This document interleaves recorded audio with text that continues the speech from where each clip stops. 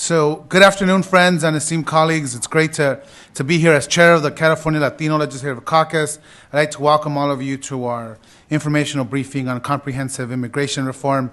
We have convened a great group of community advocates, business leaders, and policy experts to receive updates on the status of comprehensive immigration reform at a federal level, to hear a historical narrative on immigration reform as well, and to provide a forum for community members to voice concerns and comments.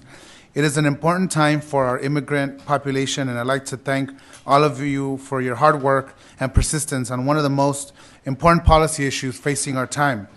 At the state level, we have been moving forward with good public policy that seeks to wholly integrate our immigrant community into our society and bring them out of the shadows.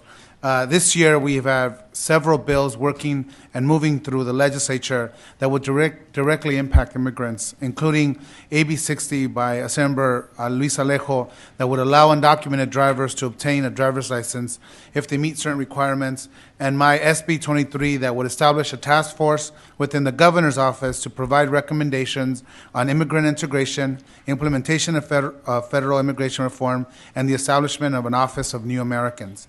Despite being home to approximately 10 million immigrants, California has not put forward a bold, comprehensive approach to fully integrate new American immigrants into our state.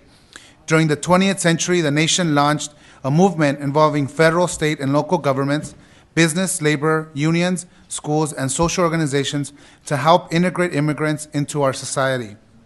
Currently, however, few of these programs exist and are minimally funded and uncoordinated. California should be leading the nation in integrating immigrants into our society because successful integration of new American immigrants is essential to California's future growth and sustainability. At the state level, immigrants pay roughly $5.2 billion in state income taxes and $4.6 billion in sales taxes each year. Additionally, our state's local economy benefit a great deal from economic contributions of our immigrants. It is vital that California be ready to receive and help integrate new Americans when immigration reform is passed, because citizenship and civic participation of all Californians is essential to the economic, societal well-being of our state. Let's build some momentum and ensure everyone is fully aware how important comprehensive immigration reform is to our state, but also how vital it is to our nation. With that, I would like to introduce Senator V. Manny Perez, who is both the vice chair of our Latino Caucus and is the chair of our Latino Caucus Immigration Reform Task Force. Senator Perez, I want to thank you on behalf of our membership for your leadership on this panel today, and for your continued support and championing immigrant issues throughout the state. It's an honor to serve as the chair of the caucus with your leadership as the vice chair. So thank you. Well, thank you. Thank you as well, Senator Lara, and just want to say your efforts, your leadership, your dedication to the Latino caucus is also important to us, as well as it is your efforts on behalf of the immigrant community throughout the state of California. Really appreciate your efforts as well. And I want to say thank you to all of you that are here, the grassroots, the organizers, those of you that are from labor, those of you from agriculture, those of you that are the advocates. Really appreciate your presence here, and we look forward to our discussion as we move forward. And as well, Kashko Achajian, thank you for being here. Mr. Hernandez, Ms. Garcia, Senator Canela. And I know that others as well are on their way. They'll be popping in and out. This is going to be about a 3-hour-long hearing because there's so much to discuss. Just as it is for all of us in this room today, the issue of paving a clear pathway to citizenship for undocumented individuals in this country is one of the highest importance, I'm sure to you, but as well as for me. And in the 56th Assembly District, which I share a border, we share a border with Mexico, I often see firsthand the negative impacts that our current immigration system has had on our families, our community, and our economy, as well even within our educational system. So it's no secret that California is home to the largest undocumented population in the country. According to the Public Policy Institute of California, in 2010, our state was home to an estimated 2.6 million undocumented people. Almost a quarter, 23%, of the nation's undocumented immigrants reside in California. It is therefore in the interest of the Latino Caucus, as leaders in this great state, that work towards ensuring and improving the health and safety of all Californians to address the issue of comprehensive immigration reform as one unified, strong voice. And the purpose of today's hearing is to help us to do just that. The purpose of today's briefing is to help us ascertain the role of the Latino Caucus in the context of the immigration reform debate so that together we can move forward and advocate for immigration policy at the federal level that ensures a humane, fair path to citizenship and that addresses the dire need for labor to strengthen our economy. Today we will hear from various groups and industries who are stakeholders in the comprehensive immigration reform debate. As you see in your agenda, we will first discuss a historical and policy overview of comprehensive immigration reform. Then we will hear from 3 specific industries that heavily rely on immigrant labor. From there, we will hear from 3 labor unions. And lastly, but certainly not least, from our immigrant rights groups. So who'd like to go first? Angelica Salas, we have you listed here first, as Executive Director of Coalition for Human and Immigrant Rights of Los Angeles, otherwise known as CHIRLA. First of all, I just want to say thank you so very much to the Latino Caucus for their leadership on this an important issue and for all the work that you have done. And I've taken a special time to also thank the Republican members who co-authored a very important opinion piece stating the importance of immigration reform to the state of California, and that I want you to know that our community saw it and recognized it, is very appreciative of it, and I so appreciate your presence here today. So thank you very much first for having us. I'm going to be talking about where are we on the fight for immigration reform currently, and also what we have been doing in the field in order to gain bipartisan support for this important piece of legislation. As already stated by Representative Perez, California has much to gain for immigration reform. One out of every six child in California is the child of an undocumented parent. This matters a lot to our children. Most of these children are, 80% of them, over 80% of them are U.S. citizens. So we're not just talking about in a sense, what's happening to immigrants now who are adults, but really their children who are the future of this state.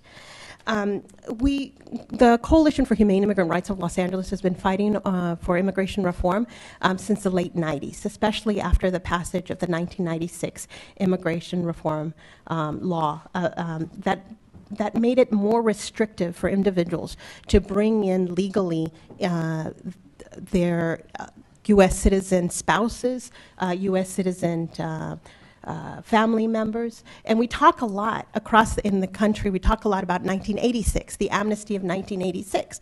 But everybody has amnesia about the 1996 law that was passed by a Republican Congress that made it extremely difficult for individuals, especially from countries like Mexico, Central America, to legally bring in their family members. And how did they do that?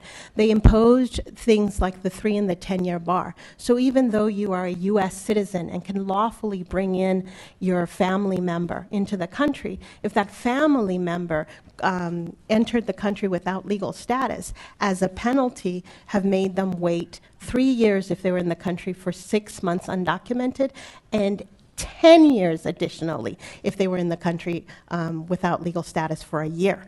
Now, this is what has brought us to a place where we have ballooned the undocumented population across the country, but certainly in California. It's the lack of legal means by which individuals can come into the country, and the lack of ability once in the country, even if you have qualifying U.S. citizen relatives or qualifying legal permanent resident relatives, that you can't legalize your status. So that's why you have so many stories of heartbreak where you have U.S. citizen spouses or U.S. citizen parents who are in this situation, or you have children who are U.S. citizens, their parents who are undocumented, who can't legalize your status.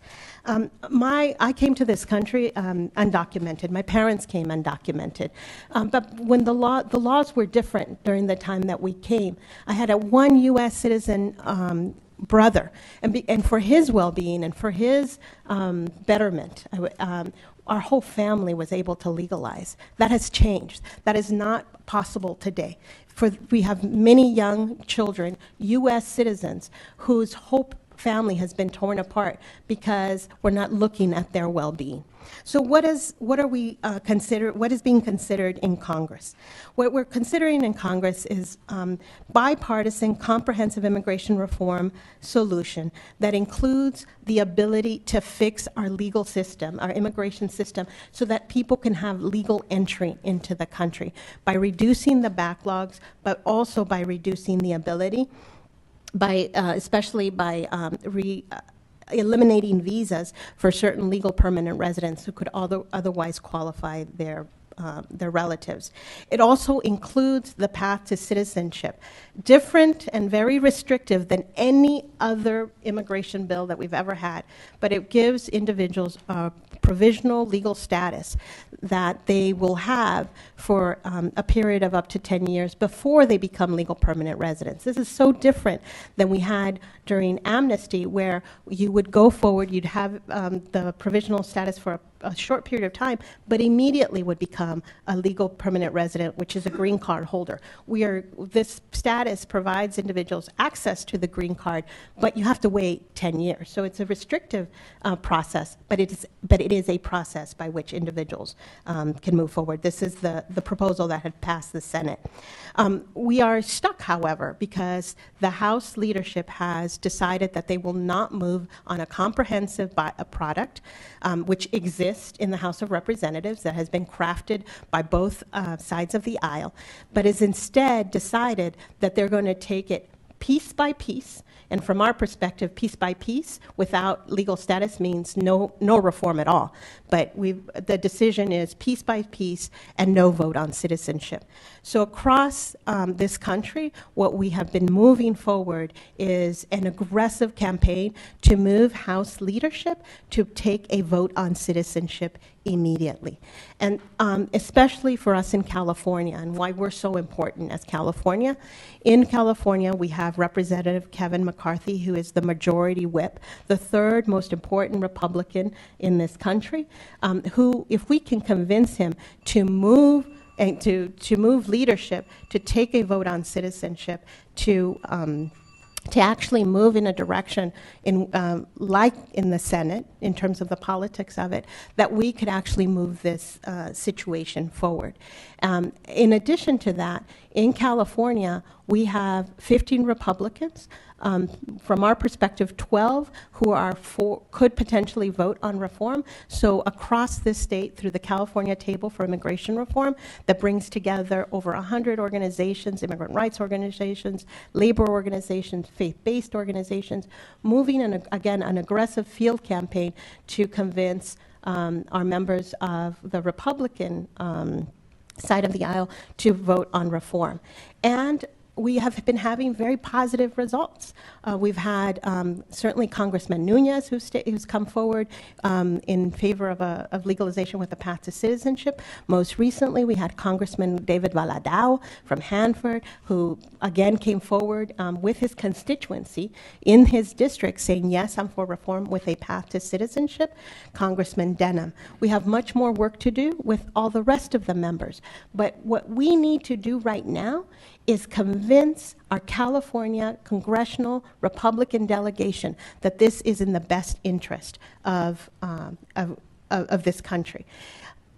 As an immigrant rights organization, we are not yet satisfied with the entire product because it is a very negotiated product. But what we do know is it includes a path to citizenship. It includes an expedited path for agricultural workers and for dreamers. For all the individuals who have been on temporary protected status for over a decade and a half, individuals who have never been able to travel to their country but have been allowed to work, they will, if they show that they've been here for 10 years, also enter into legal permanent residency status. And it fixes a lot of the legal system that currently prevents us from bringing in our family members in a legal way. So because of that, we keep moving forward. And I ask the Latino Caucus to keep moving forward, keep doing what you're doing, and keep going into your districts, especially where we have members of Congress who are who are Republican, to move this forward, to ask especially Representative Kevin McCarthy to be a leader for California, and in so doing, be a leader for the rest of this country. I want to just explain very quickly. This is about human beings. It's about our children's lives. It's about children who live in fear of parents being deported. But it's also about the fact that we have a system right now that is in the hands of cartels and of bad actors. We want a system that is controlled by bureaucrats, immigration bureaucrats, who are able to allow individuals to come in, stamp passports, stamp visas, allow individuals to come in through a legal process, instead of being in the hands of trafficking actors, of cartels, who are basically taking the business of immigration away from our bureaucrats. And so we have too many deaths, too many broken families. We're here to keep our families together, and in this moment in time, what we need to do is move forward a House process, and we need to do this urgently. We cannot wait another year. I've been working on this since the late 90s, and every year that moves forward, more lives, without a fix, more lives are destroyed and more families are destroyed, and we can't afford that in California any longer. Thank you. And so I understand Mr. Peter Shea. Yeah, me. In the flesh. Yeah. Well, thank you for being here. We appreciate it. We just got started, and looking forward to your testimony, and then as well Arnaldo Torres. Great. Go ahead, Peter. Thank you very much. I appreciate the invitation, and I'll try to be brief.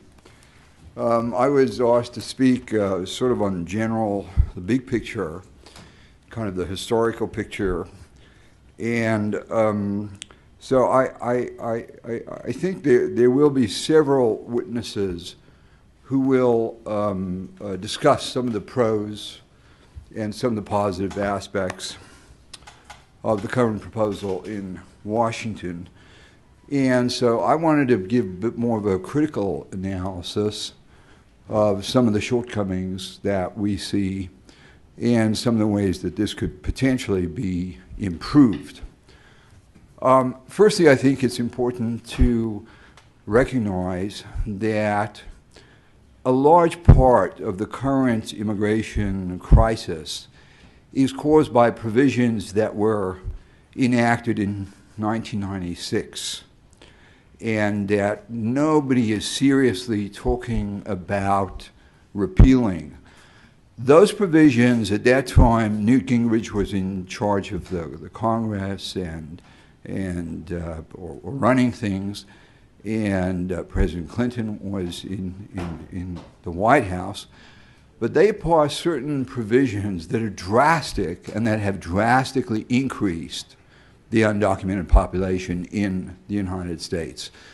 They passed what are called the 3 and the 10-year bars. This is a brand new idea, but it basically says if you've been here for 12 months or longer illegally, even if you're married to a U.S. citizen or a green card holder, or you have a parent or child, and you can normally immigrate for the previous 100 years, you can immigrate.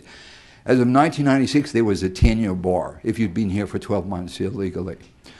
They created a lifetime bar if you've ever falsely claimed to be a U.S. citizen. That could be on a job, it could be anywhere, it could be at the border.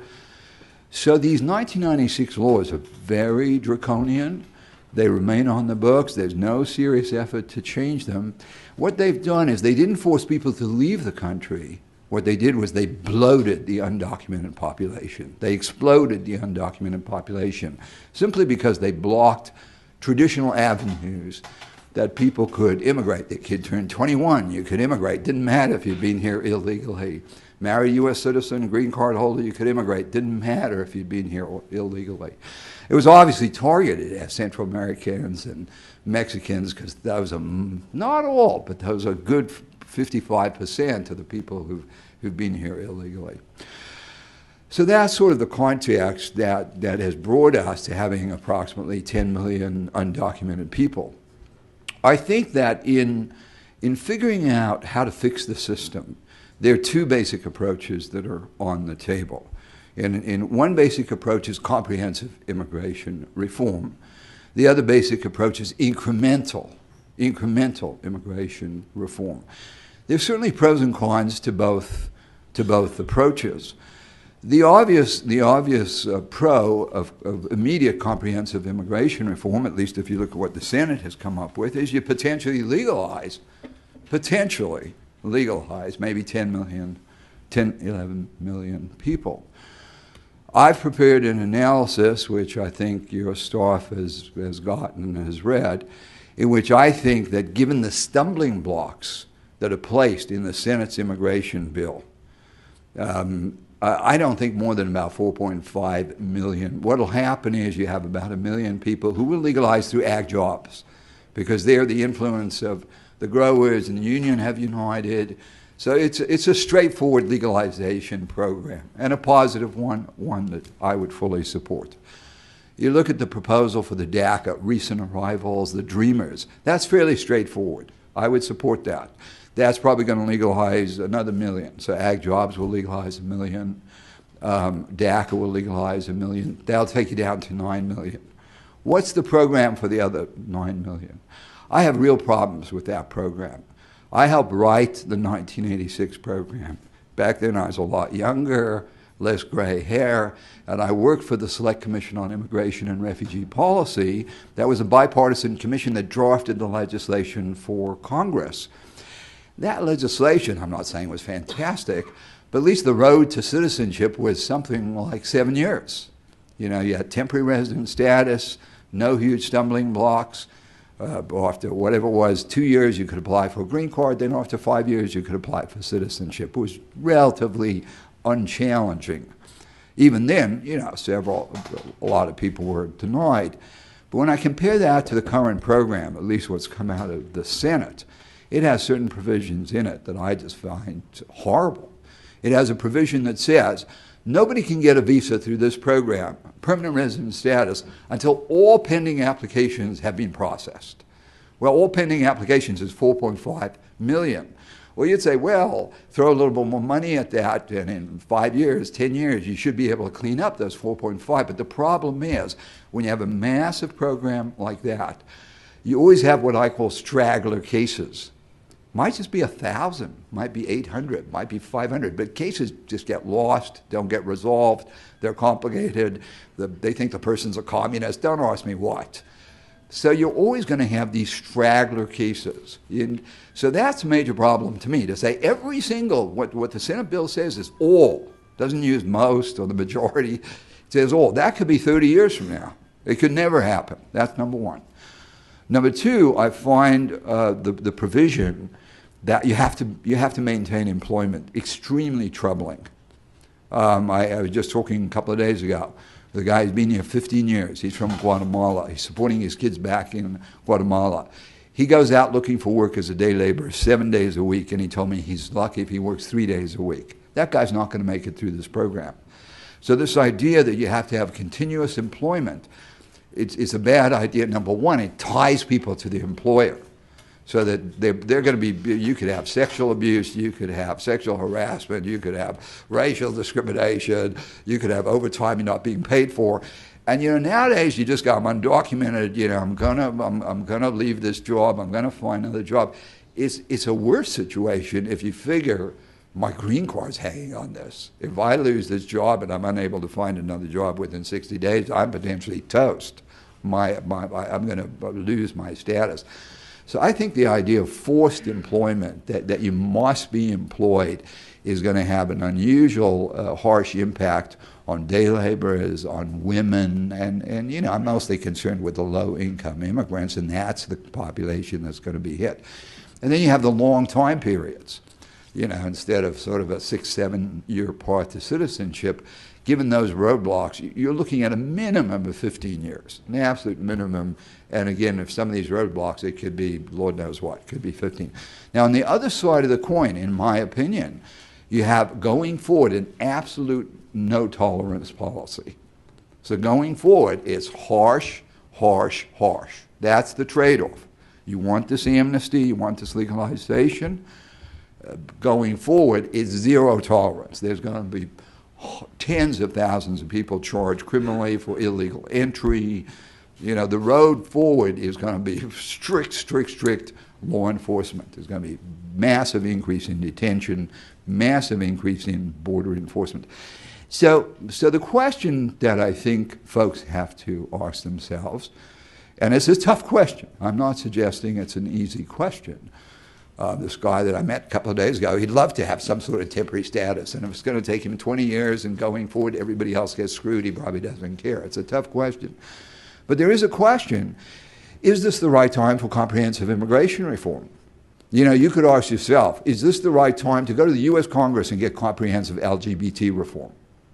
Well, 9 out of 10 people would say, not exactly. Let's wait a few more years, see if the complexion of Congress changes.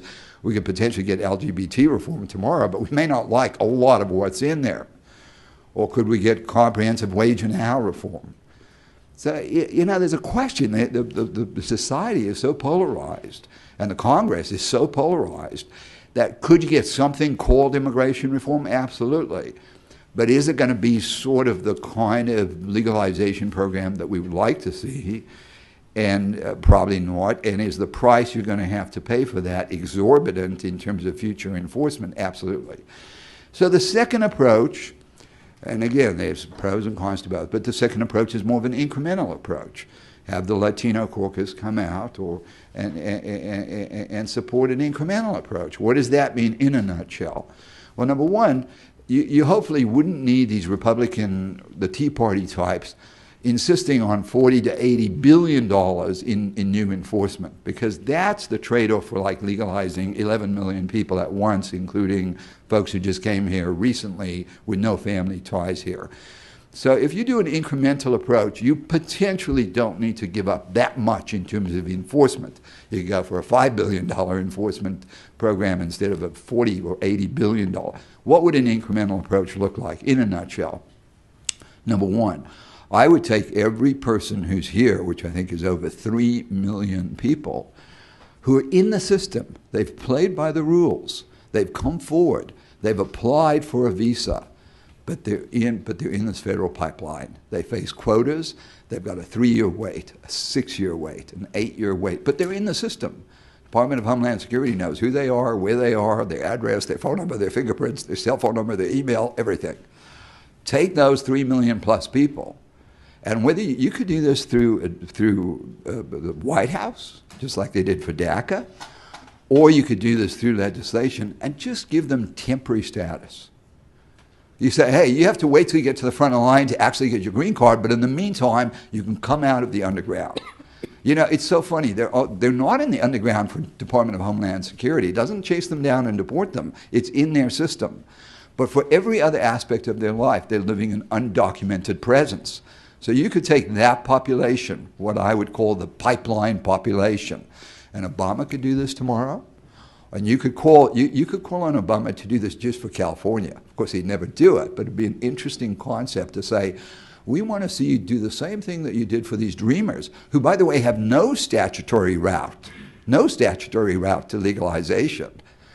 We want you to take these other folks, and you probably have at least 1 million in California, who are in the pipeline. They do have a statutory route, but they've got quota waiting periods. And just give them temporary status. Just give them deferred action status, which means they get a work permit. They come out of the underground.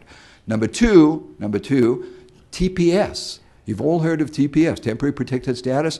There's like 500,000 Central Americans been living in California for 15 years on temporary protected status. Give them a green card status, not in 20 years. Give it to them in 3 or 4 or 5 years. They've already been living here for 15 years. They've played by the rules. Then you could do your ag jobs. You could do your DACA folks. And bam, you're up to 6 million people. But with a simple path to legalization. Now, that doesn't cover everybody, obviously, because it doesn't cover people who've recently arrived. So in a nutshell, those are the two approaches. I think it would be interesting to bat around the idea of having the Latino Caucus send a letter to Obama and say, hey, just can you think about this? Do you know what you did for all those DACA kids, 500,000 kids? They have no statutory right to legalize, but they had ties here, they've been living here for a while. You decided to just give them what's called deferred action status, which is nothing more than it's a work permit, and you can travel. You can get permission to travel. Why don't we do the same thing for the 500 or 750,000 people who are living in California illegally, but they're in your system. Mm-hmm. They're not in our system.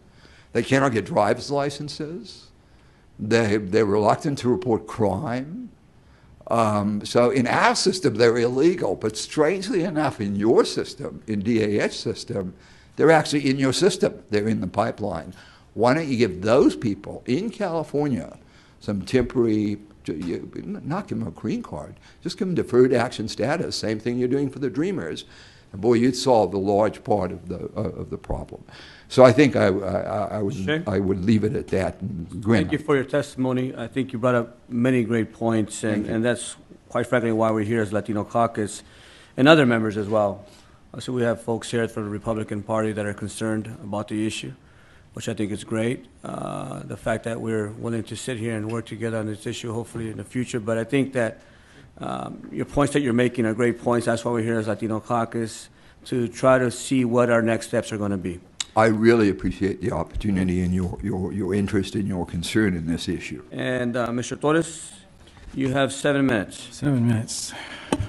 I want to begin by thanking you and congratulating the caucus for this informational hearing.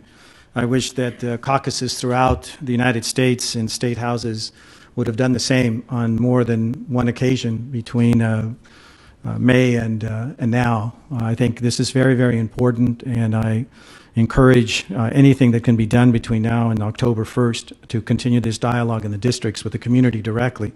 Because as Peter said, and as Angelica has implied, this is very difficult. It's easy for someone like me, perhaps, people would think, to give you what we think ought to happen to people who don't have legal status. I'm born here. I've had relatives that were undocumented. I will have relatives that will be undocumented in years to come from Chihuahua. Great state. I know that you guys are all very discriminatory against Chihuahua, but I'm very proud of being from Chihuahua. There's too many from Michoacán and Jalisco, in my opinion. There should be more from Chihuahua. But so the reality is that it's a very difficult thing for us to provide our analysis, for me to provide my analysis, because it's not an easy thing to do what Angelica has been doing since 1990. It's very difficult. It's very difficult. It's almost a no-win proposition when you advocate on this issue. Peter and I did it back in the 70s, late 70s, and throughout the 80s. And there is no win-win here. It's a very difficult position to be in. But perhaps what differs us in the sense that of our perspective is that we have done this once before, and we can compare to a great extent the difficult positions that people like Angelica and Enrique and the others that will be testifying, as well as people in the business community, have. The difference in the 80s, which is a very important historical significance, is that it was as much a policy discussion then as it was political. In fact, it was more policy. Why? Because, as Peter indicated, there was a select commission. A great deal of time was spent on the policy. What you have today is more of a political discussion. What can pass Congress, as opposed to what will work? Peter gave you a very good analysis, and his analysis is an excellent piece of work that really tells you what is not going to work well. The legalization provisions will not work well. And that's exactly where we are today. The political debate at the national level is about it's about politics. It's about what can pass Congress, not what will work once it's passed in Congress. Very different distinction between our time in the 80s and now. The other very important distinction is that we would have never appeared in we never appeared in any session, certainly not the ones that Peter organized, because they were all designed to be very aggressive and hold us accountable, those of us who are representing DC. We never supported the IRCA law. Not once did we ever testify in support of that bill. We never liked the bill. We never felt it was an answer to the problem, because we felt economics were the problem that caused the movement of people from an underdeveloped, developing country to a developed country. And unless you have economic solutions for an economic problem, you're never going to really deal with the problem honestly and directly and effectively. And we, in fact, were prophetic about that. We testified over 100 times, and we made these statements consistently in the House and the Senate. There is nothing different this time, except that it's worse now. This is really bad politics as opposed to policy. Other very important differences or comparisons of the later or the previous year is that Hispanics had not been discovered.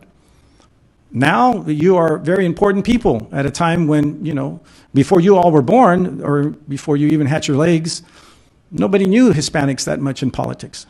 Now everybody talks about the importance that Hispanics play. The problem is that there's not a substantive discussion about how people should respond to the needs of a community. The responses, again, are political. The Republican Party is concerned about losing. Some are. Ted Cruz doesn't give a hoot. Okay? Others in the party don't give a hoot. Democrats all have an interest. Everyone that's involved in this debate has very specific interests, either political, economics, or I want to be the mero in my community, in Coachella, in Los Angeles, in New York. This is not about policy, but it's a difficult call for the reasons that Peter talks about, because you have people who will come up to me because they will occasionally see me on television. They'll say, what do you think, Senor Torres? Should we support this or shouldn't we support it? The reality is that most of our people do not know what's in this bill for them to make up their own mind, and they have to make their own decision.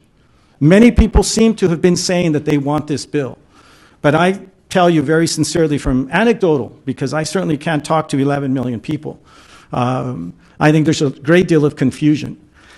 The difference, again, was in the 70s, we had countless meetings and town hall hearings throughout the United States on this issue.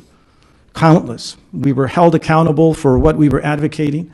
We had community representatives constantly coming to Washington. There were a number of problems that this created at times, but there was also such an important flow of information that kept the process very transparent and very honest. People knew that a legalization program was not designed to accommodate all of the undocumented that were in the United States in the 1980s. We never represented the bill as doing that. However, I have a speech here from the President of the United States in Las Vegas, in which he clearly implies that all 11 million people are going to be given the path to legalization in this bill.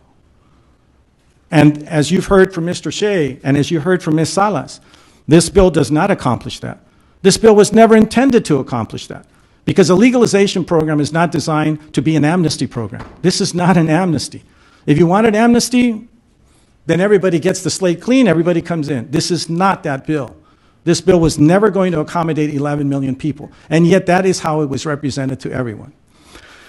Going back to the issue of economics, in the 80s, we talked about the fact that major movements of human beings throughout the world are political difficulties, instability, economic instability. You have to deal with it economically. There isn't anything in this bill today, from the time that I addressed you in February at your caucus policy session in Los Angeles, not one single thing changed. Not only in the legalization program, understand this, the analysis that Peter has provided you, he analyzes provisions in the Senate bill that were in that bill in February. Nothing changed. Not one word changed in the Senate provisions. Okay? Not one single thing. Yet people are under the impression that all 11 million people will have a chance to come into the program, when less than half of that population will really have a fair chance to become a legal permanent and possibly a citizen of the United States. Very, very important distinction. In the 80s, we made it clear we're going to try to pass a bill that tries to accommodate as many people as we can in the simplest of ways. And the other thing that we're going to try to address is the needs of state and local governments.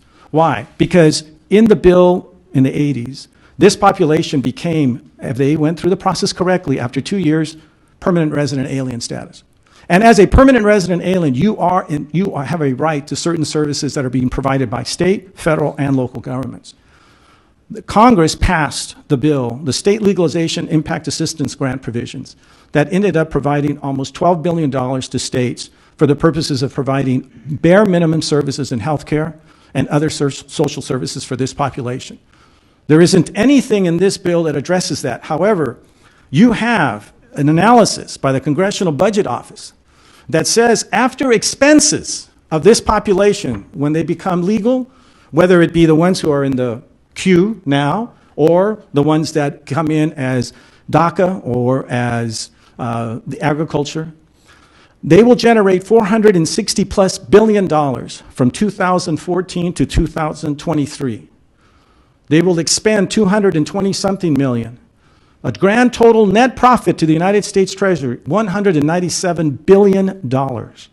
And yet, the Senate bill or the House bills do not provide for any of that reinvestment of that money that this population will be generating to state and local governments to help that population integrate itself into American society. We're not talking about entitlement programs. We're talking about fairness. We're talking about common sense. You're going to try and legalize a population, but you're going to keep them out of the system for 10 or 15 years. Regardless of what illnesses that they acquire, it's secondary. Regardless of all of the money that they have paid into the system that they have had no chance to recoup, you have $197 billion in benefits.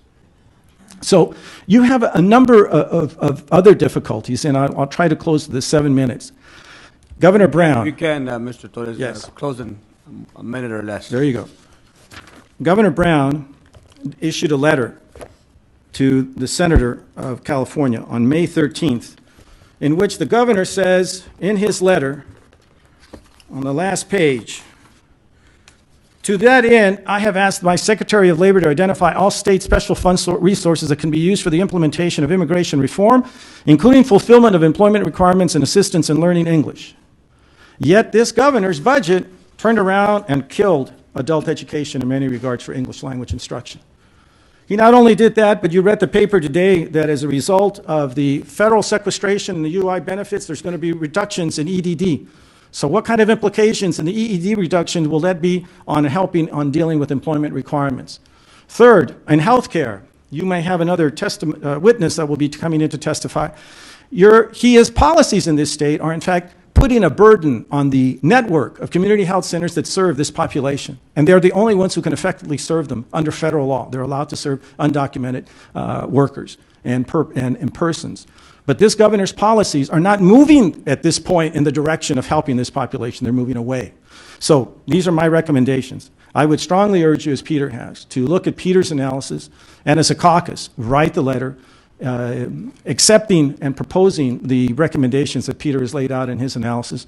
The second is I would ask that you recommend that you would write a letter to the governor consistent with the legislation that Mr. Lara has introduced and ask him for an update on what the results have been of what he has asked the Secretary of Labor in his cabinet to provide information on, taking into consideration the actions that he has taken, his administration has taken since that letter was written through the budget. So I think these are very, very important, very, very real things that can begin to open up this discussion and allow you to decide probably at the beginning of November if you can come back and really address whatever Congress does. I would close by saying this. When I was in Washington, I walked away from the table many times when we were given a deal. We were offered certain provisions. We didn't accept those provisions. We said that's not good enough. We didn't do that in this bill. We gave the leverage to Mr. Schumer and Mr. McCain and the Gang of Eight and this administration. We have simply allowed ourselves to go along, to get along. Difficult call. If I was there, I would have made a different call. We made a call in those days that we would not support a bill that we did not think was the answer.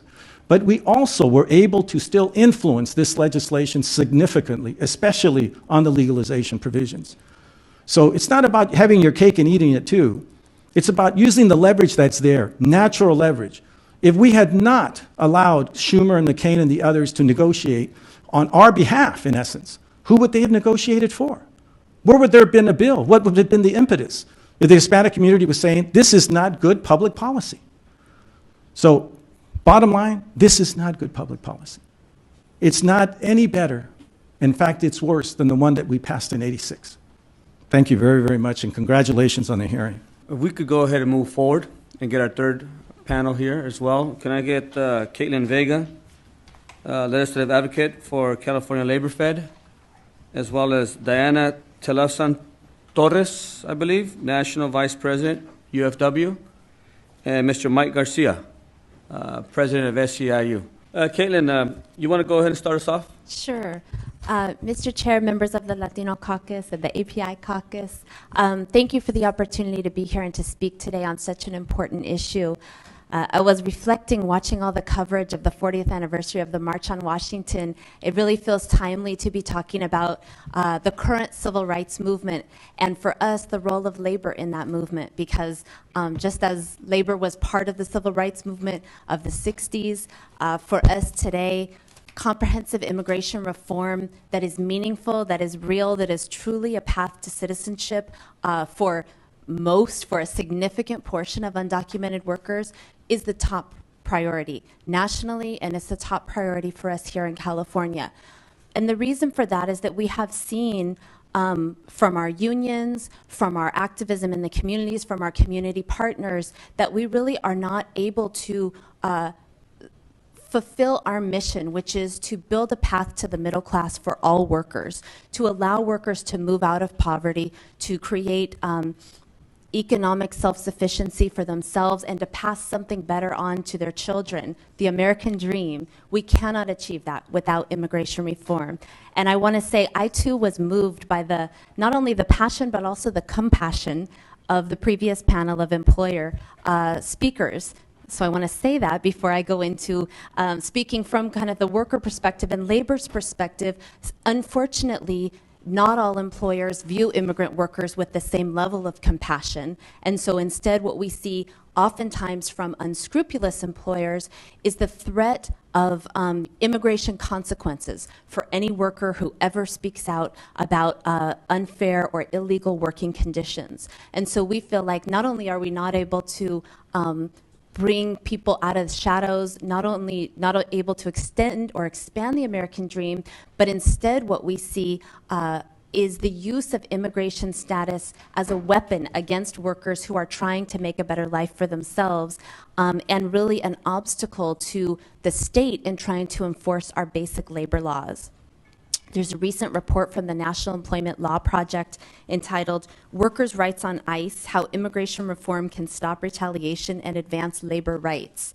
It's a terrific report, and really what they find is the widespread use of these kinds of immigration threats, whether it's a day laborer who says at the end of the day, wait a second, you promised me that I was going to get paid for 6 hours work and all you're giving me is $10, and the employer says, are you threatening me? I think I'm going to call the local police and report you, knowing, of course, that that's going to trigger a deportation hold. And in fact, in the process of writing this report, the National Employment Law Project found many, many workers who ended up in deportation proceedings, forced to leave their families, and the potential of returning to a home where they had no one, where they didn't speak the language, where they hadn't been in so many years, all of these things simply because they tried to exercise their rights under the law.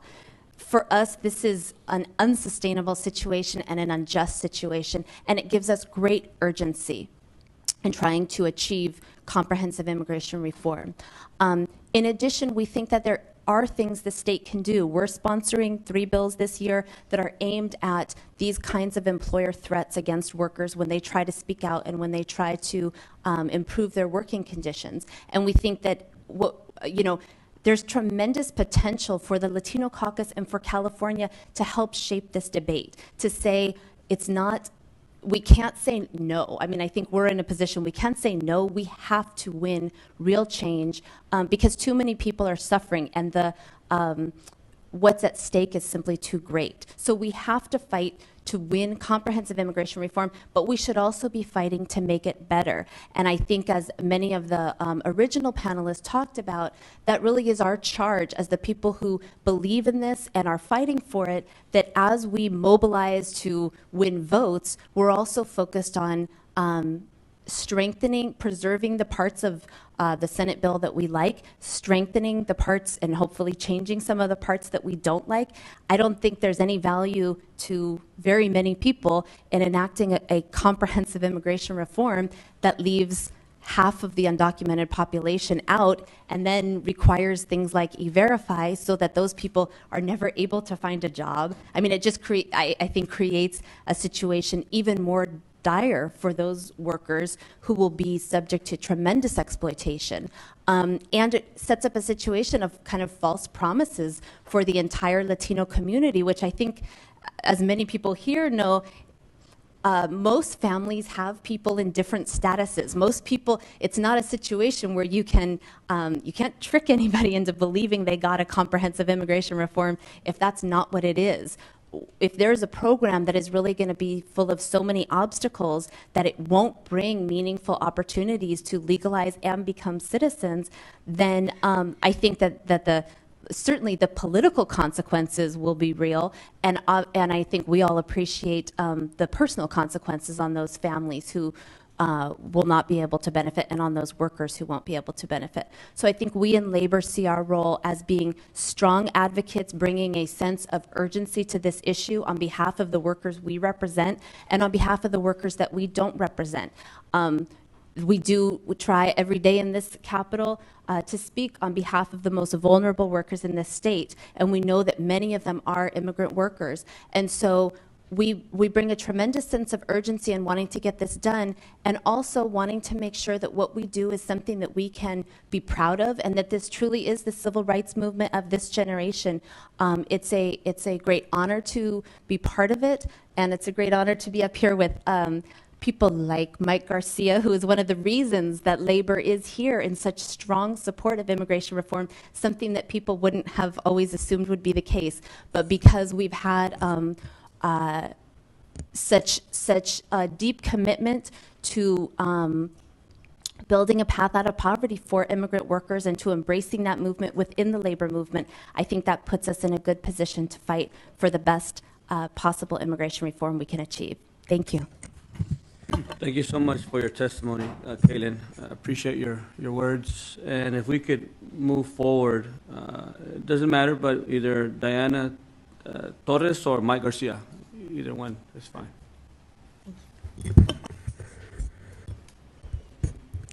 Good afternoon, and thank you so much for the invitation and the Latino Caucus for really putting this event together here. Arturo Rodriguez could not be here today. He's in Washington, D.C. at the White House in a very timely meeting talking to top officials about next steps on immigration reform, and he's also among some other civil rights leaders who will be meeting with the president later on to celebrate the 50-year anniversary of the March on Washington, and also to talk about next steps in that arena. So, we have definitely the civil rights leaders from the last 50 years, their shoulders to stand on. And really this March on Washington, among the core issues that they talked about was immigration reform, and comprehensive immigration reform at that. And so we know with farm workers, the vast majority of farm workers are undocumented in this country.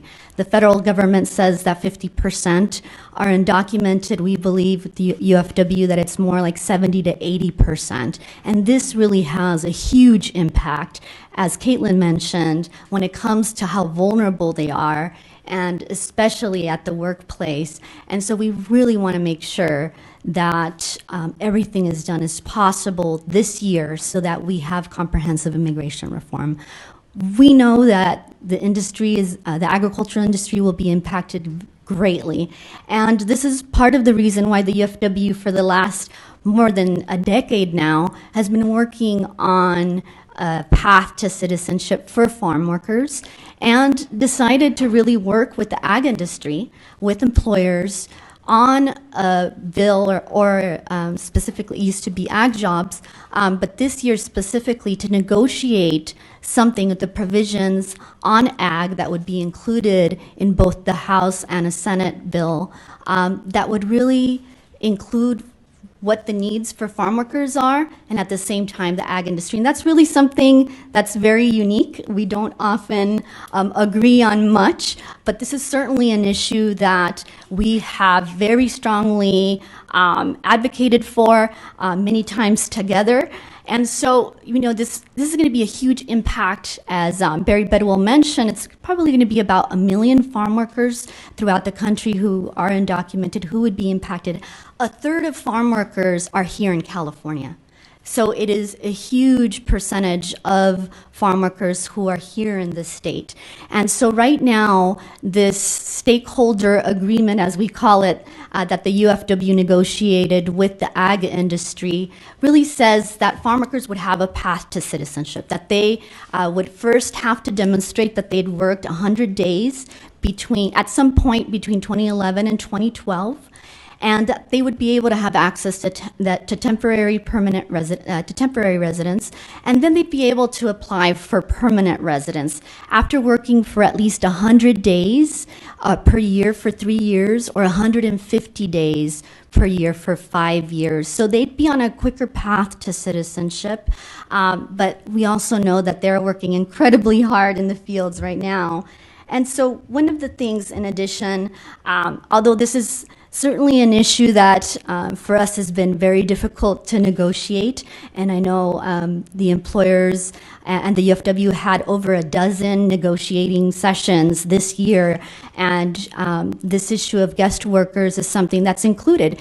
We would have a new guest worker program with protections that we negotiated for workers, and it also has a more streamlined process for employers.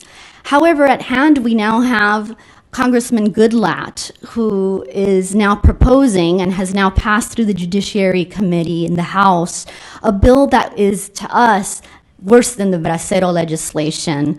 It really would lower wages that are already low for farm workers. It would impact farm workers in many, many ways. Those that are already here, who, according to Goodlatte, would now be would have to self-deport, basically. They'd have to go back to their country, and if they'd want to, they could become guest workers with no path to citizenship in the future. This is unacceptable to us, and we certainly know that in the agreement that we have with the employers, that they have agreed that they are going to oppose the Goodlatte legislation. So we really want to ensure that the House members know that we need comprehensive immigration reform. The piecemeal legislation that the House Judiciary Committee is coming up with is unacceptable. We need to ensure that we have citizenship, and that really is the question at hand right now. As Angelica Salas mentioned,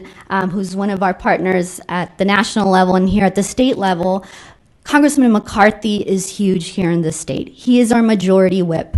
Although he says, "Why are you targeting me?" sometimes, clearly he's in the leadership. Clearly he's in the state with the largest number of farm workers. He's in a state with the largest number of immigrants. And so we want to ensure that he hears a clear message that California needs comprehensive immigration reform, and that he is in the leadership, and that we're going to hold him accountable. So we want to ensure that this question of how we should proceed and how we go to conference is the fact that we need a vote on citizenship. And as majority of whip, he knows that we can get something through. And the Senate bill has bipartisan support. It has the support from many, many organizations. And if ag can come together with the United Farm Workers and agree on something, we're sure that we can come up with something in the House. So we want to make sure that the pressure is being felt from all areas. And so this is a very timely discussion, and appreciate the fact that you all are holding this hearing.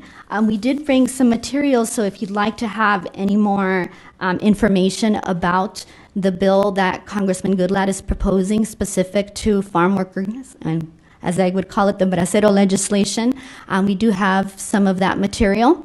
And I'd also like to say that we had a huge caravan, and I know that Angelica and many other organizations participated this month. The whole state, many, many organizations, labor came down to our backyard. The United Farm Workers happens to be, our headquarters are in Kevin McCarthy's district. So we had many, many guests who came, hundreds and hundreds of people. We had farm workers from 13 different farm worker communities, all the way up from Santa Rosa down to Oxnard. And we really need to continue that type of pressure, but at the same time, we look to decision makers as well to put that pressure on. So thank you so very much, and I look forward to your questions. Thank you, Ms. Torres. If we could move forward, Mr. Garcia, and then we'll raise some questions. Thank you for being here. It's a pleasant surprise. I had heard that you weren't going to be able to make it, but thank you for being here, Mr. Garcia. Sure. I think the moment is upon all of us right now, so I felt an obligation to be here and talk to you. I want to thank you, Manny, and Senator Lara for putting this together. It really draws attention and shines a light on the most important social issue of our time. And we're so close to finally legalizing the major share of the 11 million hardworking immigrants in this country that I think, are all can relate to or connect to in one way or another, especially the Latino caucus. What I'm going to talk about is about perspective from labor organizing, from an organizer's perspective, and we can listen to the activists and the pundits on the bill till the cows come home, but I don't have enough time in my life to wait for the perfect bill to be passed through the Congress. Now's the time where we've come very, very close, and we are very, very close. And just listening to the individuals around the room from business, their support is music to my ears to hear, the high-tech industry, the grower industry, the hotel industry, and construction industry all come together and want to work together with the immigrant rights and labor groups to finally win comprehensive immigration reform, so we all get what we need out of it and what we believe will provide justice for our workforce. But everybody shares one thing, the human lives that are involved, and our local union is highly immigrant, highly undocumented, and as Lorena knows, we are subject to a lot of enforcement issues that have cost thousands of our members' jobs, divided thousands of families, and ruined lives of many of our janitors over the last few years across the state. So this is a very personal issue for us, and we can't lose track, in spite of all the politics and all the rhetoric, that we must do everything we can to win all we can, and think like organizers here, which is we win what we fight for. And this is what I teach my members. This is what I teach, everyone around me, that, it's a fight. And as long as we fight and we fight together, we will win together. And we're so close right now. Really, how this relates to labor and immigration connect, it is one in the labor movement. When you look at the economic disparity, the huge and growing economic disparity in this country that is growing and growing, you look at the economic patterns, you look at the economic structures of this country as businesses move towards a contingent workforce, an outsourced workforce, temporary employment agencies, contracting out their responsibilities to workers, contracting out their responsibility to provide health care and living wages to workers is on the rise and on the increase. In Alameda County, these low-wage jobs have increased by 30% and are now 25% of the workforce. In LA County, already the low-wage worker capital of the world, it's risen 7% in the last year, and it's now 52%. 39% of the workforce. Sacramento's risen 52%, these jobs, and it's now 31% of its employment structure.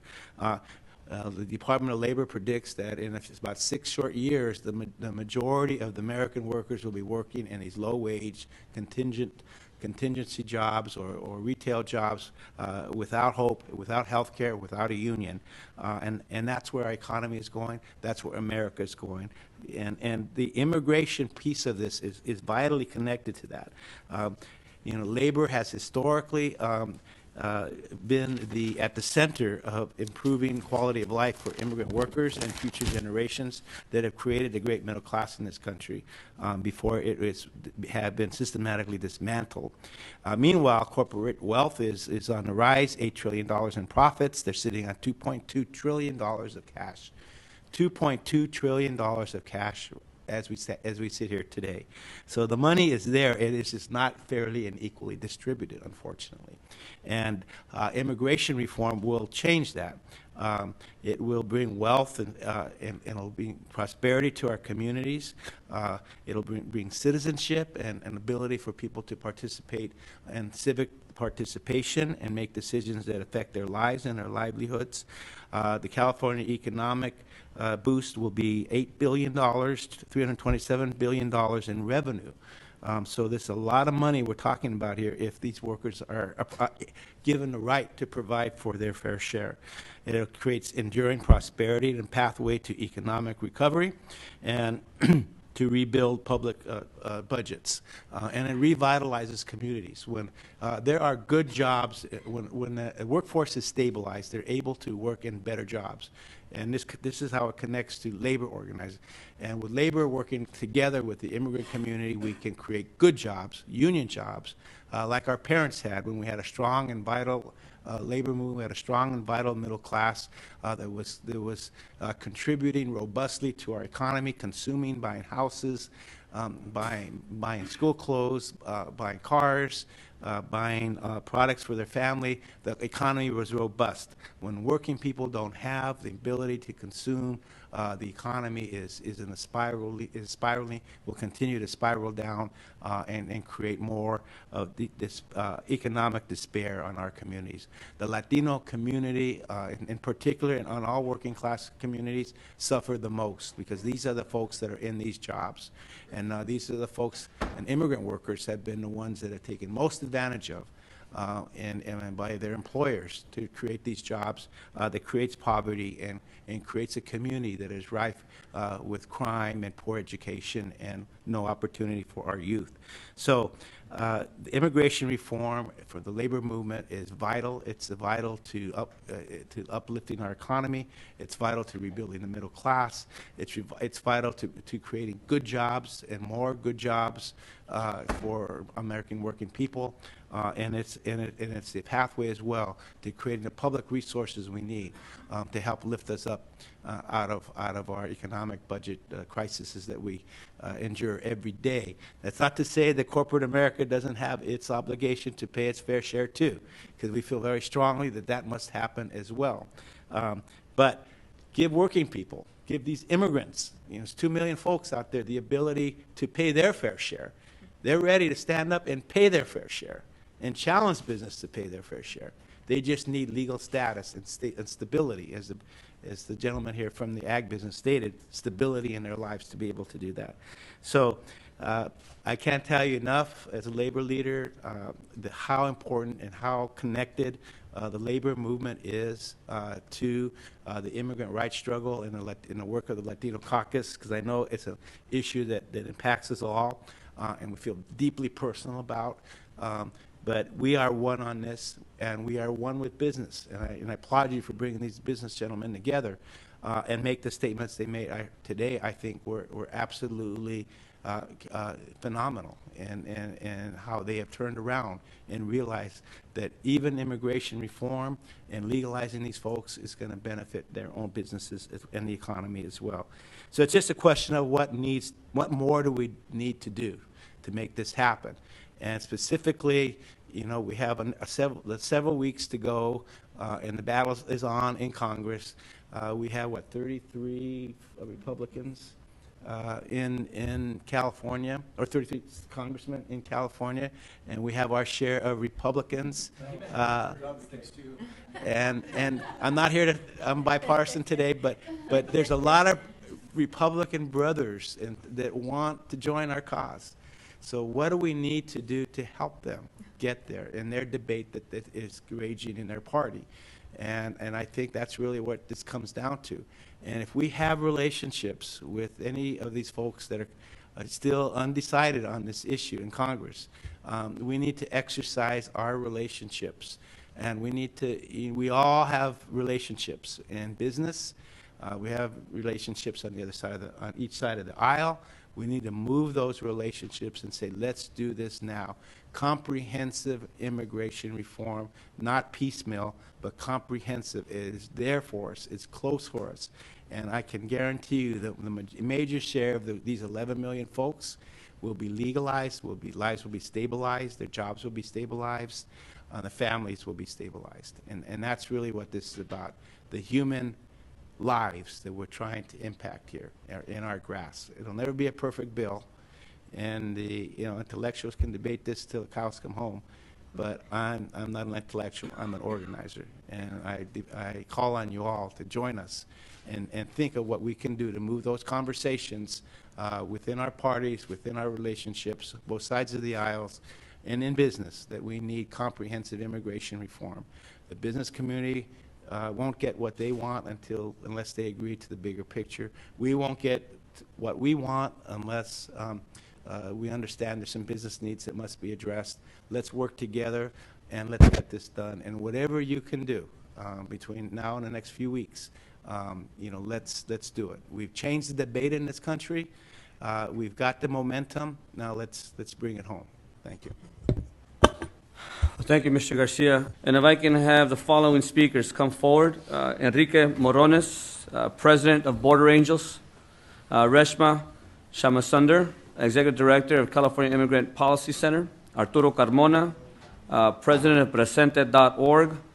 Efrain Delgado, Dreamer Representative from the California Dream Network. So Enrique, if I could have you speak first. My name is Enrique Morones. I'm the founder of an organization that we started 27 years ago called Ángeles de la Frontera, or Border Angels. We're best known for putting water in the desert so that people don't die, but we do a lot more than that. We started in the canyons of North County, where people live before there was a wall. And a lot of these people would work in the farms and the fields of North County, San Diego. And then we expanded our efforts to going out into the Imperial Valley. And you've been with us. You've been with us when we've done our national caravans across the country, and we're not going to forget that. Let's also remember that tomorrow is the 50th anniversary of the March on Washington. And not only did Martin Luther King have a dream, but we also have a dream. We also have a dream, and what we want is humane immigration reform. I haven't heard that word today too much. We don't want just comprehensive immigration reform. We want humane immigration reform. Before 1994, which was a watershed year in this issue, you had the passing of a very hateful bill promoted by the then governor of California, Pete Wilson, Proposition 187.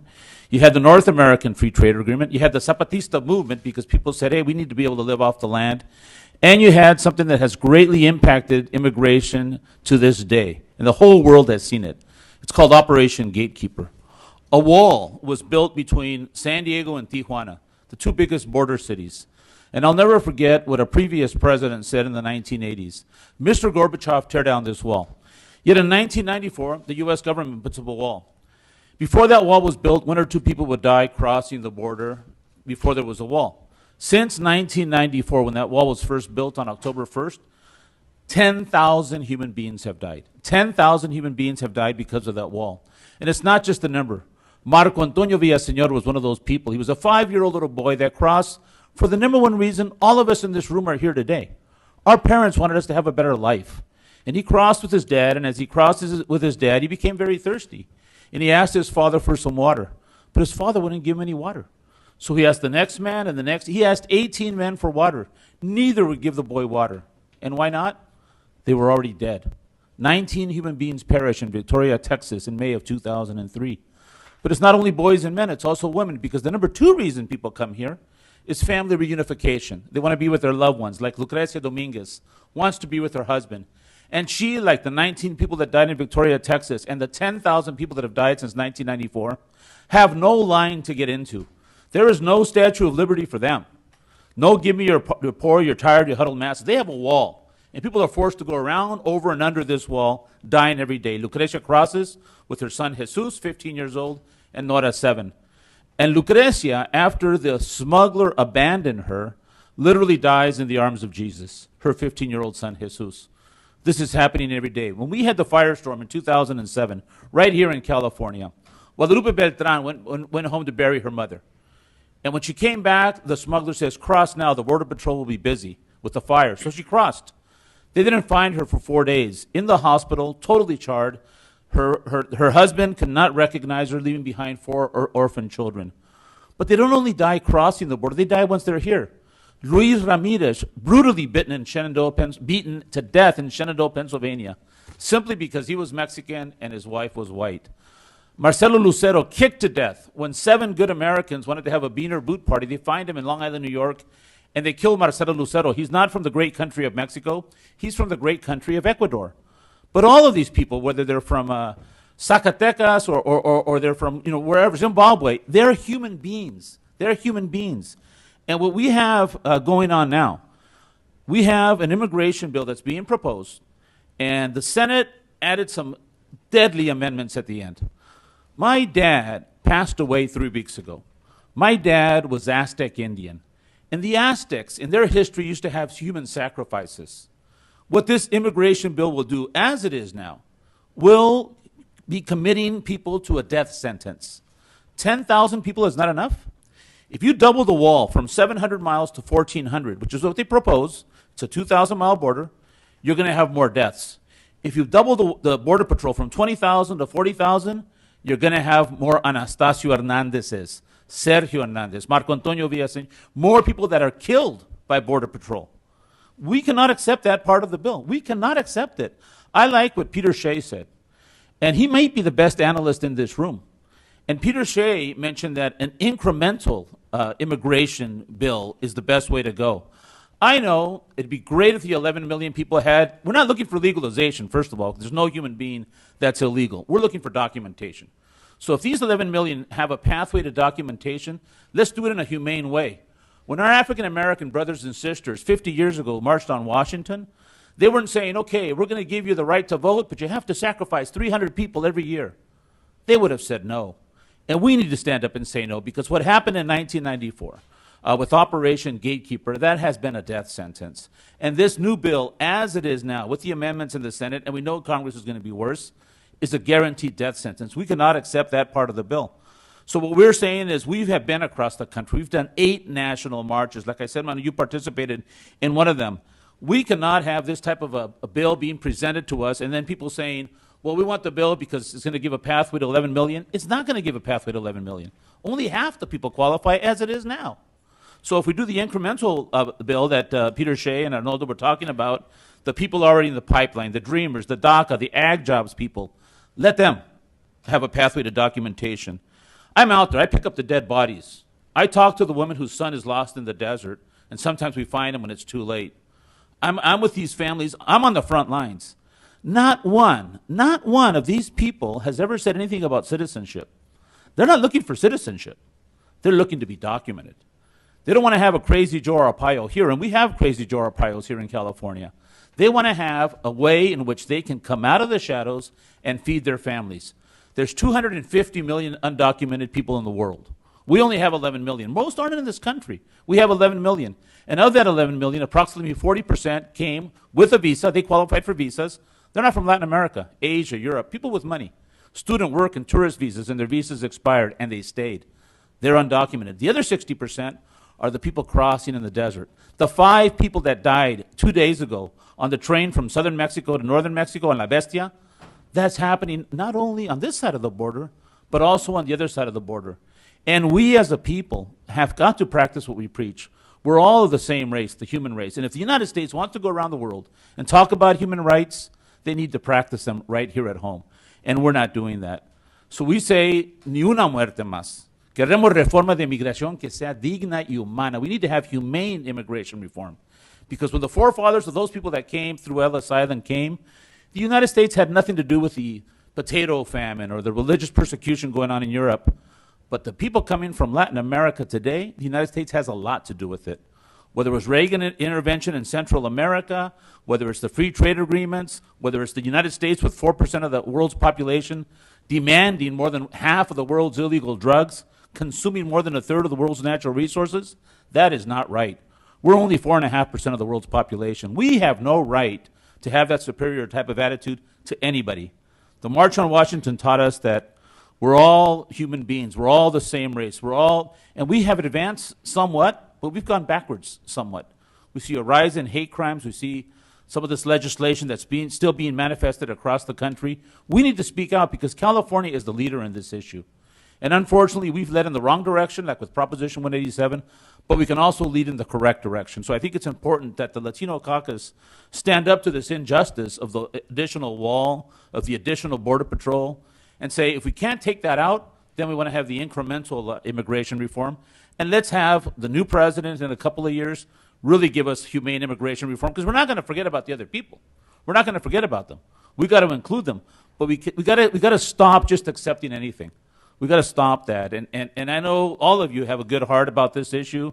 And the people that have spoken before me, I know they also have a good heart, but we're on the front lines. We are the ones that are with the family. So I brought a book with some of the stories, which I gave you all, and I want to tell you that these 10,000 people that have died, and that person that's dying right now, that's crossing a border right now, simply because he wants to feed his family, wants to be with his loved one, wants to be able to have an opportunity because he's being persecuted because of the violence, because of the drug war.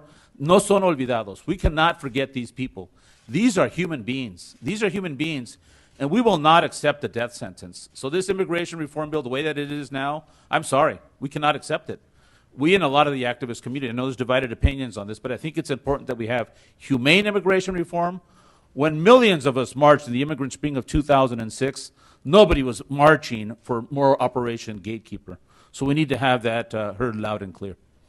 Muchas gracias. Thank you. Arturo Carmona, will you be able to provide testimony? Thank you, Assemblymember Perez. I first want to also join everyone else in congratulating the California Latino Legislative Caucus for putting this hearing together. I think it's exciting to see there's a strong interest in discussing the issue, and more importantly, being a strategic pressure point for good pro-migrant legislation, as Resma alluded to in her concluding thoughts. God knows that we need more leadership statewide on the issue, not only to provide relief to undocumented immigrants from local, federal, and state police agencies, but also to show a clear, more progressive path for rejecting the notion of deportation and embracing immigrant integration.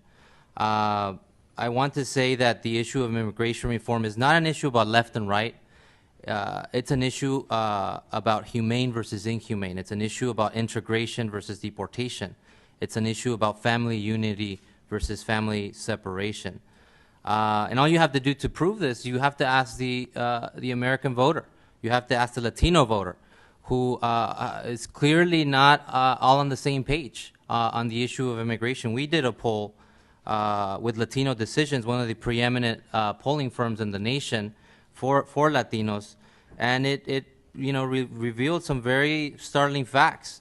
The poll focused on a strong representative sample of Latino voters from across the country, and it was significant because no one had really asked Latino voters what they actually felt on, not on the top level stuff, now that we have a 1,200-page bill, but really on the facts, on the details. I really believe that, yes, we have to have the upper level conversations, but once you start getting a bill, we need to look at the details, and we need to look at the implications that has on our families.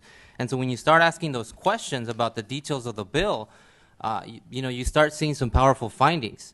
73% of Latino voters strongly reject, this continual flow of immigrants being sent to detention centers and ultimately deported. 66% of Latino voters oppose ongoing raids occurring in workplaces and homes throughout our communities in California and nationally. 78% of Latino voters would not support immigration reform that does not provide a clear and expedient pathway to citizenship. 86% of Latino voters believe that immigrants should be provided an expedient pathway to citizenship in 5 years, not the current proposal that can range from anywhere from 13 to 15 years, as we heard earlier from some of the presenters. And Latinos oppose, majority of Latinos oppose the $2,000 fine that's currently in the bill, or that's currently being debated. The poll also suggests voters at 61% support LGBT inclusion, which we believe as an organization is an important factor. So, I think that this poll was very significant in the sense that it showed a lot of key positions about Latino voters that weren't out there, that aren't being discussed in the mainstream media. On the other hand, it also showed that Latinos voters are willing to compromise. 94%, for instance, support background checks. And good majorities support a rational, and I would highlight rational approach to border enforcement. The poll sends a powerful message from Latinos that, one to the Democratic Party and the President Obama, stop supporting policies that punish and deport immigrants and fight for real reform. And on the Republican side, It sends a clear message that extreme anti-immigrant policies have no place in today's political discourse. So, you know, the highest percentages of any questions point to a Latino community that does not want more policies that will persecute immigrants in this country, in the state. And the poll makes it very clear to us, and I think to you know, those folks that we have shared it with, that most Latinos don't want immigrants to wait more than 5 years. There is, in fact, a red line that shouldn't be crossed. And that's important to talk about, because once the bill passes that red line, then we need our leaders to speak out against it. And I think this poll speaks really, really to the heart of that issue. In terms of the policy and the politics moving forward, I'll be brief. I know that we've talked about it a lot today. I think that the Senate bill passed by the United States Senate has serious flaws for many of the reasons you have heard. While yes, there are very important things in the bill, the pathway to citizenship, new labor and family protections, protections for refugee and women workers. I mean, there's a long list of very positive things that we shouldn't minimize that are very significant. But you have to look at the facts. According to the Congressional Budget Office, 3.5 million, that's a third of the undocumented population, will be excluded from the legalization. That's the legalization process. That's not citizenship. So they will remain undocumented. Meaning that we will have millions remaining on undocumented status and deportations continuing in our communities. That's just something that we cannot accept. The citizenship provisions and process outlined in the bill, as outlined earlier today in this hearing, has transformed into a real obstacle course, which makes citizenship, the citizenship dream, an almost impossible path. According to many experts, will exclude about half of the population from that pathway to citizenship. And so essentially the Gang of Eight bill that started kind of at a center right, that we were willing to, you know, kind of work with, guaranteeing to exclude, you know, many folks from the citizenship process as a result of a series of amendments, particularly the Corker-Hoven amendment, in our assessment, has become bordering a right-wing bill. And the Republican-controlled House is guaranteed to push the bill towards even more extremism. So we're very concerned about that. Democrats, and mainly the movement, have yet to tell us where the limits are. What are the limits that we can support? We want to know that.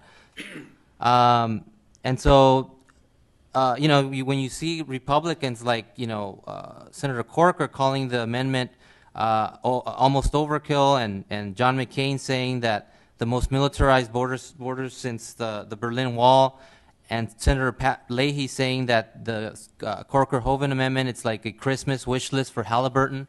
You need to begin to really look at these details. So recognizing where we're at today, after the passage of Senate Bill S-744, we believe that it's important for the legislative process to move forward. Getting members of Congress to move out and support the legalizing and pathway to citizenship of the undocumented population is important, but let's not kid ourselves. I think what we're looking at, as we've heard from many of the speakers, we're ultimately looking at a House bill that's going to be much worse. So understanding the above, that's why it's extremely important to push for more administrative and state relief. I think that states can do very concrete actions. We talked about Assemblymember Alejo's driver's license bill, the Trust Act, but also we need to, you know, I think, you know, you're seeing, you guys are following the media, you know, the projections now, you know, have the possibility of immigration reform passing, diminishing. And so we need to prepare for the reality. We need to put our feet on the ground and realize that immigration reform is going to be very difficult to pass through the House. And so we can't continue to sustain the type of deportations that are happening every day. 1,100 folks being deported every day. We need to act, and the state of California needs to play a leadership role in that. You know, so I would really urge to really escalate our fight at the state level. We need to escalate the fight for the Trust Act, for the driver's licenses. The stakes are very high for our community. So I think that I would again commend the California Latino Legislative Caucus for your leadership, and I would urge you to really elevate the voices of the Latino voter in the state. The Latino voter needs to be taken into account, needs to be listened to. More polls like this need to happen, and those interests need to be elevated not only at the federal level but at the state level. There's a lot we can do, and we need to fight harder because this is the daily lives. Just this weekend, the family of a close member of mine, a friend of mine, Paco Moreno, he has extended family, and some folks might know him. They were fishing in Manhattan Beach, and they didn't have a fishing license, a couple of them. They took the whole family, including U.S. citizen children, and they put most of the family in deportation proceedings, and now they're in the process. We're, of course, trying to help them and fight for that. This is happening every day all over California, in the Coachella Valley, in the Salinas region. And so the stakes are very high, and count on us as powerful allies in trying to really escalate this. We need to fight harder here in the state. We need to fight stronger to really protect the most vulnerable, the undocumented community in our state. So I'll leave it at that. Thank you, Mr. Carmona. If we could move forward, Efrain Delgado, Dreamer representative from the California Dream Network, and then afterwards we'll have Miguel Araujo and a little bit of Q&A. Yes, hello. First, I'd like to start off by saying again, my name is Efrain Delgado, and I'd like to thank you guys for inviting me and giving me the chance to speak in front of you all. I think it's very important to bring in the youth to make us comfortable, and so once we have, make us comfortable so once we are done with our studies, we're able to come into the seats that you guys are currently filling and do a good job of doing the jobs you guys are doing today.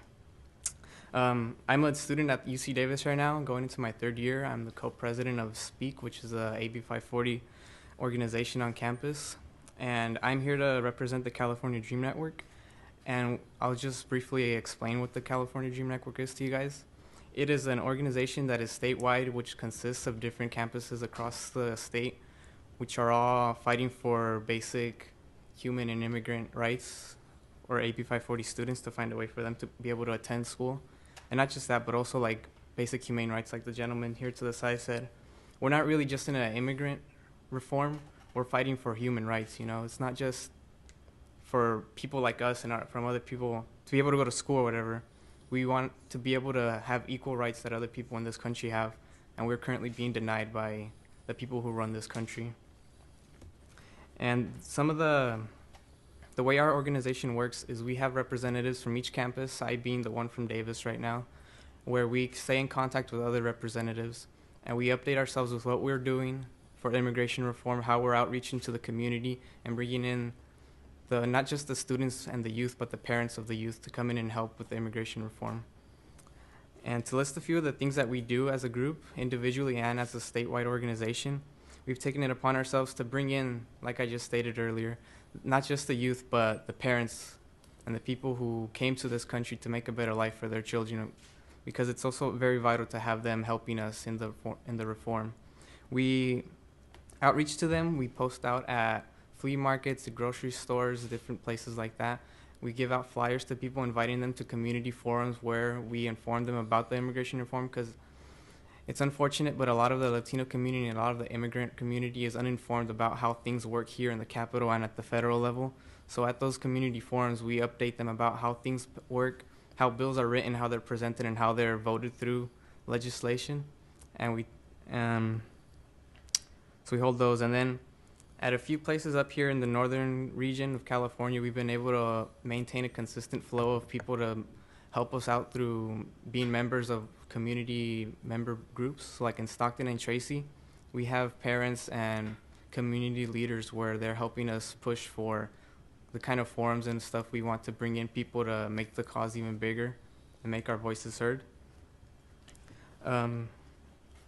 We also like to target Republican districts, because as we know, a lot of the Democrats are already in favor of the immigration reform and fighting for immigrant and human rights, but it's a lot of the Republicans that are going to be the votes that kind of push the thing in the right direction that we want. And what we do when we target these Republicans is we do ledge visits. When we outreach to the community, we have pledge cards where we have people who live in the districts of certain Republican representatives sign and tell them that they're the people that they're representing. They need to start making decisions not just in favor of maybe the white community or the people who are citizens, but also the people who aren't documented at the moment. When we take those pledge cards, we give them to the representative if they're in office, or to their staff. And the times we've been able to do it, we've been able to represent or present them with over 500 petitions signed, which is, I think, in my opinion, very awesome, because we need to be able to show them that there's a large population of people that they need to represent that they're forgetting about. And it's a way of putting pressure on them to remember that they're representing the immigrant community. And a lot of the stuff we do is very grassroots, but just to showcase kind of the power we have as a youth organization, we were directly responsible for bringing David Valadao to a community forum where he spoke with Representative Luis Gutierrez, where they met with the immigrant community, and they basically called out the Republicans and the Democrats to work together for an immigration reform, which is huge because nowadays you don't really see or you do, but not to the point where we'd like bipartisan cooperation between the two sides. And having David Valadao come out and speak next to Luis Gutierrez was a huge accomplishment for our organization. We also work very closely with Chirla. Angelica Salas spoke earlier. With them, we work a call center at their offices where members of the CDN, the California Dream Network, make calls to other people from across the country, not just here in California, where we inform them about what's going on with immigration reform. And then once we give them a brief update with what's going on, we connect them to their Congress members, which is another huge thing in my viewpoint, because people just don't really know that they have the power to be able to talk to their Congress members, and us going out there and informing them that they can, and informing them with stuff over the phone when we're miles away from each other, is just a sign of the strength that we have and the commitment we have to the movement. And not to move on to what we want, or what's our objective as a California Dream Network. You got about a minute. Okay. It's indicated in our title that we're fighting for dreamers, the Dream Network, but we also want to fight for human rights. We feel that I personally feel it's ridiculous that a country that was built by immigrants and for immigrants has such ridiculous immigration laws where they're trying to take people out or keep them out because it's not to their convenience. They seem to forget their history, the history of this country, and also that they're humans and they need to feel a certain level of compassion towards each other, even if we're just from another country, because we're all at the end of the day, we're all humans, and they need us to tell them or remind them that they're humans and that immigrants are no different than they are. We're just lacking a piece of paper that they just happen to be born with.